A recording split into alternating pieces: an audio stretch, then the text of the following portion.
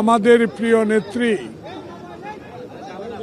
যিনি গণতন্ত্রের জন্য লড়াই করেছেন, আজকে ভোরে ইন্তেকাল করেছেন। ইন্না লিল্লাহি ওয়া ইন্না ইলাইহি রাজিউন।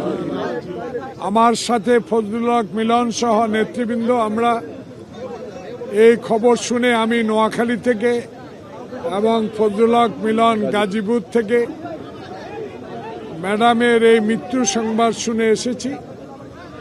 আমরা দুজনেই দেশনেত্রী বেগম খালেদা জিয়ার সাথে থেকে স্বৈরাচার বিরোধী আন্দোলন থেকে শুরু করে বিগত 16 বছরের গণতান্ত্রিক আন্দোলনের শরিক ছিলাম।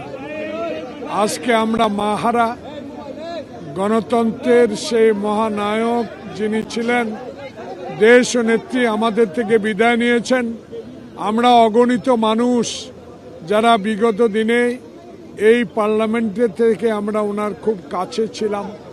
পার্বত্য চট্টগ্রাম আন্দোলন থেকে শুরু করে সেই 2006 সালের রাজপথের মিছিলে আমরা এই দুজনে ওনার সাথে উপস্থিত ছিলাম। তাই আমাদের অনুভূতি একটাই, আমাদেরকে ছেড়ে যিনি পরকালে চলে গেলেন, হাজার কোটি মানুষ আজকে তার জন্য দোয়া করবেন। সারা বিশ্বের মানুষ এই নেত্রীর জন্য দোয়া করবেন।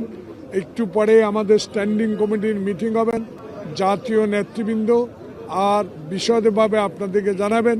আমরা আল্লাহর কাছে আপনাদের মাধ্যমে একজন রাজনৈতিক সহচর হিসাবে দেশনেত্রীর জন্য আপনাদের মাধ্যমে দেশবাসীর কাছে দোয়া চাচ্ছি।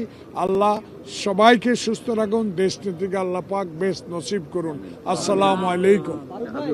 Furniture just smarter. JMG Furniture.